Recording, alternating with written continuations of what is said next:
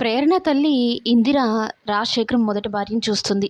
ఆమె వెనకలనే వెళ్తుందనమాట. ఆమె కార్‌నే ఫాలో అయ్యి ఇంటి దాకా వెళ్ళిపోతుంది.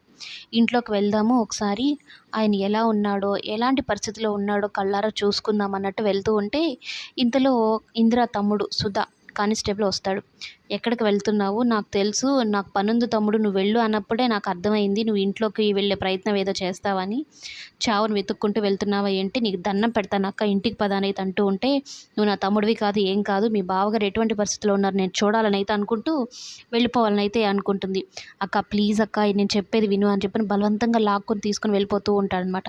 అయితే అదే టైంలో ఇందిర అలా లోపలికి వెళ్ళాలని చూస్తూ ఉంటుందా, మరోవైపు ఈ ఈశ్వరి ఏం చేస్తుందంటే, తన భర్తకు సంబంధించిన పనులన్నీ పని ఆవిడకి చెప్తుందనమాట. ఆ పని మనిషి ఏంటి, నేను ఇంట్లో పనులు చేయాలి, వంట చేయాలి, మళ్ళీ ఈయన పని కూడా నేను చేసుకోవాలా, నా చావుకొచ్చింది, ఈయనకి బాగలేకపోవడం ఏంటో కానీ అని జ్యూస్ పడుతూ తిట్టుకుండా తిడుతూ ఉంటుంది.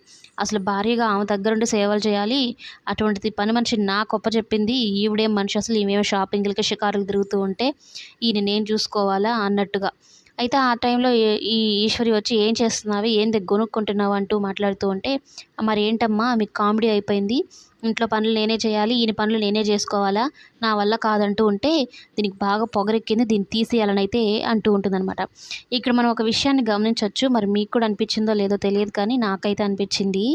ఇక ఈ ప్రేరణ తల్లి ఇంట్లోకి వెళ్ళి ఆయన్ని చూసుకోవాలనైతే అనుకుంటూ ఉంటుంది. ఇక సుధా ఇలాగే ఇద్దరు మాట్లాడుకుంటున్న టైంలో ఈమె చూస్తుందనమాట. "ఏయ్ సుధా, ఎక్కడికొచ్చావు? ఎక్కడికి వెళ్తున్నావు? ఇట్రా నువ్వు" అని. ఇక ఈ ఈ ఇందిరని కూడా పిలుస్తుందనమాట. అయితే ఇందిర ఏం చెప్తుంది అంటే, పనావిడ గురించి నా మాటలు వింటుందనమాట. "నేను పని కోసం వచ్చానండి" అని చెప్పగానే, ఇక ఈ పనావిడ పొగరుగా మాట్లాడింది కదా, ఈమేదో కొంచెం సాఫ్ట్‌గా ఉన్నట్టుంది, ఈమెను పెట్టుకుందాం అన్నట్టుగా. ఇక ఇందిర ఏంటి, తన భర్త దగ్గర పని మనిషిలాగైనా సరే తన భర్తకు సేవలు చేసుకోవాలన్నట్టుగా ఈవిడ ఆలోచిస్తూ ఉంటుంది.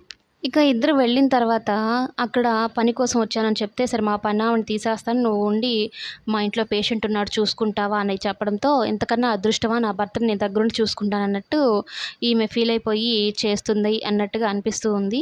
మరి ఒక్కొక్కసారి మనమే కథని ఊహించుకోవచ్చు కదా, మన కళ్ళకి తెలిసిపోతుంది కదా ఇలా జరుగుతుందేమో అని. ఆ విధంగా ఊహించైతే చెప్పాను. మరి కథని సీరియల్ కాబట్టి ఇంకా ఎలా మారుస్తాడో, ఇలానే జరుగుతుందా లేదా ఇంకేమైనా జరుగుతుందా అనేది కమింగ్ ఎపిసోడ్‌లో చూద్దాం. మొత్తం మీదైతే ఈరోజు ఇందిర ఇలాగే రాజశేఖరం మొదటి భార్య ఈశ్వరీను అలాగే ఇందిర ఇద్దరు అయితే ఒకే చోట కలవబోతున్నారు. భర్త కూడా మధ్యలో అయితే ఉండబోతున్నాడు.